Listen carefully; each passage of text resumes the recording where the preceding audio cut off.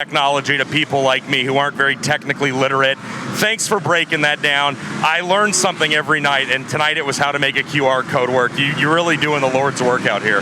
You're very, very welcome, Tony. Now, it looks like the Modifieds, USRA Modifieds, coming onto the racetrack for their feature event.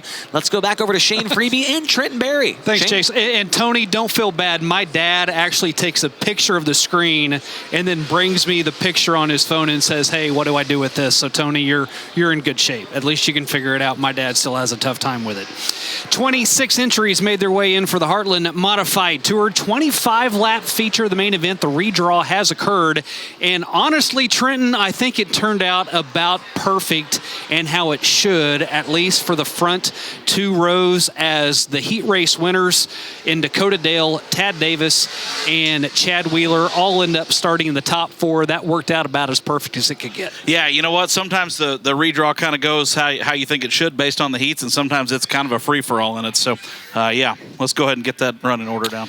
So the way the running order is shaped up right now, Gabe Hodges and Tyler Davis will be on the front row. Tad Davis, Dakota Dale back in row number 2. Then Chad Wheeler and Chris Kratzer in row 3. Kenton Allen, last year's USRA Rookie of the Year, and Nick Binniger starting in row 4. Tyler Wolf and Trevor Hughes in row 5, and then Terry Phillips, the OG from down in Springfield, starting inside row 6. Greg Scheffler will be outside of him.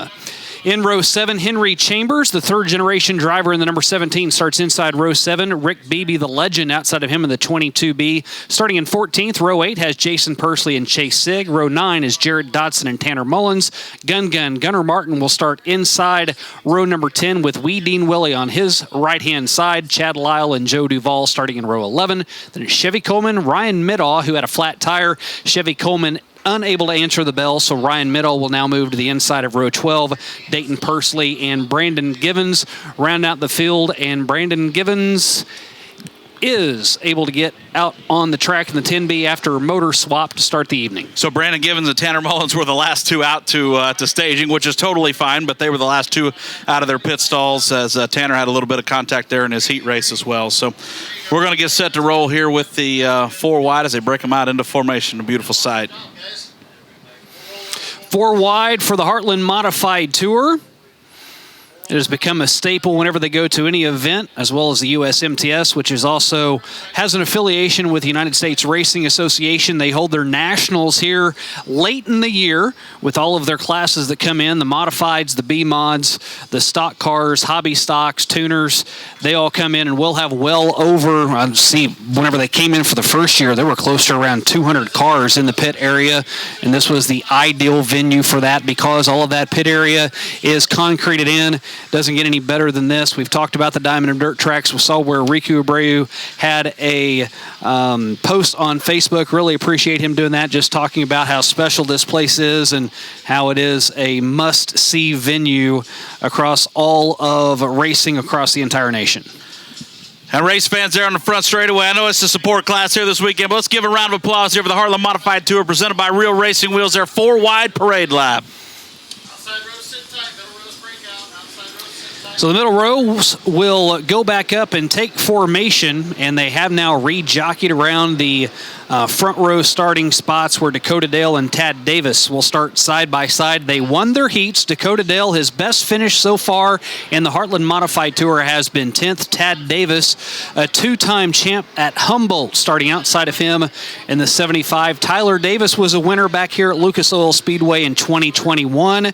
And Chad Wheeler sits number 2 in the point standings. And you've got a tight battle with the top 2 cars. Tyler Wolf and Chad Wheeler only separated by 18 points, then it's about another 100 points back to third. Yeah, and those two up front are really probably going to duke it out right to the very end. Wheeler, going into our last race at the I-35 Speedway in Winston, Missouri, was the point leader, and he lost the point lead. Wolf had a really strong night there in Winston, Missouri. So Wolf yet to win a race on the tour. Chad Wheeler has won 1. So that's a little bit about how that breakdown goes. And boy, this could be, Shane, I don't want to overstate here, but this could be a really big night. This initial start's going to be important for that 37D at Dakota Dale. I venture to say he's probably not started in this position in a race of this caliber at any point in his career. Yeah, the starting grid that you saw originally was prior to the redraw. The redraw is what put Dakota Dale on the front row, and for a driver that's never had a top 10 in this series this year, Just with the exception of a possible epic failure, knock on wood, that doesn't happen for Dakota. He's going to come away with a career best in the Heartland Modified Tour. Through the Pitts Realty start zone, green flag in the air from the Wheatland Outlaw, Mike Striegel, and we're underway. Good restart right there on the outside pole for the 75 of Tad Davis. He'll bring along Chad Wheeler on the outside, so a couple of red cars run spots 1 and 2. Dakota Dale slides into third. Now he'll look to the inside here on the opening lap, but the first circuit will be led by Mount Hope, Kansas driver Tad Davis in 75. Tad Davis, a two-time champion at Humboldt. He did that in 22 and 16. He also won a championship at 81 Speedway. Chad Wheeler in the 88 already has the hook set on the back bumper of Tad Davis and is starting to reel him in. Your current point leader, Tyler Wolf, right in the middle of your screen, clears some traffic, gets ahead of that 3-car tangle with Nick Binniger in the number 3 leading that charge as Tyler Wolf pulls right in behind the 7 of Gabe Hodges.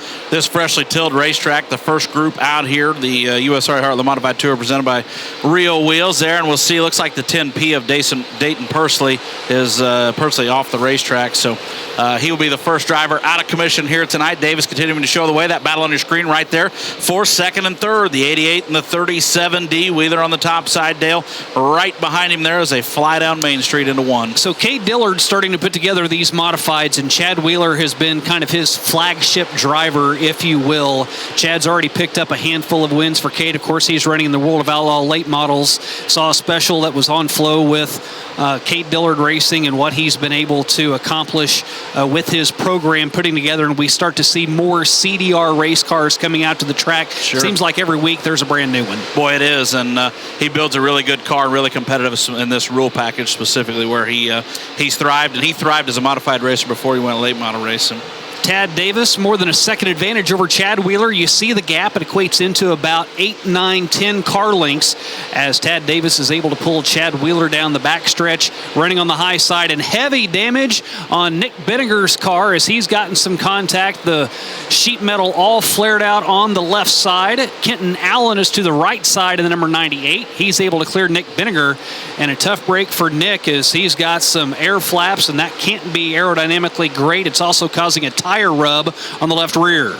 Binniger ninth last time by at the line as Tad Davis flashes underneath the flag stand. Still, it's Davis and Wheeler 1 and 2. Tyler Davis runs in 3. So Tyler Davis out of the Wichita, Kansas area as well. He's from Hayes, Kansas. So a pair of Kansas drivers run 1 and 3. Driver out of Oklahoma in the second spot. Kratzer a little out of sorts right there. That'll allow Gabe Hodges to slide on by him in the 7G, and he'll try to bring along the 4W of Tyler Wolf as well. Wolf to the outside. He'll get into the quarter panel a little bit there. The 19R of Chris Kratzer, and set his sights on the 7G of Gabe Hodges. A race now for that 4th spot. Hodges has it through 3 and 4. 4th, 5th, and 6th. Tyler Wolf able to thread the needle, jump up a couple of spots, and Dakota Dale, we may have put the announcer jinx on him as he started on the pole. He is already back down, and he is going to drop outside the top 10, and now he is parked on the infield as his night is done. Tough break for the driver that won his heat race and was able to redraw and start on the pole. Now lap traffic up ahead of Tad Davis. Now it becomes a game as we start to close in on the final few laps. 14 to go of who can get through lap traffic better. And right now, Chad Wheeler, he is getting it done. He has wiped out a 1 second disadvantage he had, and he is now right up on the back bumper of your race leader. Boy, an interesting spot here for Tad Davis, trying to figure out where to go. Lap cars dead ahead of him here, trying to set his sights on the 21 of Greg Scheffler. He'll look to the inside right there, but here comes Chad Wheeler. Probably a more favorable position right here, Shane, to be in that second spot as you can pick where to go. Wheeler will push the issue 3 wide as they exit turn number 2. Now he'll look to the inside, this time by on the 75 of Davis. And here comes Tyler Davis as well. 3 cars up front for the lead. So 1, 2, 3, all within the span of 0.3 of a second, and lap traffic has become the great equalizer. Tad Davis doing a good job of picking his way through, and you're right, Trenton, whenever you're sitting back in second, you can kind of pick and choose. As now this slider thrown on by Tyler Davis sneaks up in front of him, but Chad Wheeler at the line just by a nose grabs second back. Wheeler a wash up exiting 2. That'll leave the door open for Tyler Davis there in the 65. Davis driving that Blackout Motorsports MK1 car, slides now right in front of the 88 of Chad Wheeler. Still that battle for second, the best battle on the track. Here comes Wheeler back into 1 and 2 with another slider. Got to think Tad Davis, if there is no lap traffic, has the field covered, because once he got into clean air, he was able to pull away. Now, yes, Tyler Davis and Chad Wheeler have been battling it out side by side, which has allowed Tad Davis to extend his lead that he's got, but he just has that car right now that's hooked up, and as long as he doesn't have to deal with that lap traffic, it plays in his favor, but there's more lap traffic he's got to deal with. Tad Davis now, the 247 of Dotson. They narrowly make contact. Here comes Tyler Davis. The race is on for the lead. Here comes Wheeler as well. The lap traffic of a couple of cars getting into Chad Wheeler, that caused him to get a little loose. He's going to lose some serious ground as now Tyler Davis dive bombs into 3 and 4. Can't pull the slider off then. He's going to get off on the binders a little bit to keep from making contact with Tad Davis. As we cross the line, it's now only 6 laps to go, and it's side by side again for the lead. Chad Lyle going to be right in front of the 75 of Tad Davis as they enter 3 and 4. Tyler Davis, a big run down on the low side in the 65. So it's Davis and Davis, one of the 75, one of the 65. Here as they roll down the main boulevard into turns 1 and 2. Now Chad Lyle right up on the outside of Tad Davis as he tries to retain that lead. Tyler Davis looking to pounce here, though in the 65 if Tad gives him an inch. And only 2 more lapped cars that may play into it. And there's the bobble, and opening the door is Tad Davis, and Tyler Davis goes charging through it. He will grab the lead, and if Tad Davis isn't careful, he may lose second to Chad Wheeler, as now he is only a car length behind with 3 to go this time by. Interesting story. Tyler Davis came with 0 crew help. He brought his wife, his 2 kids, and a friend along, so that's all he had in store for him, so he had to be prepped and ready to roll.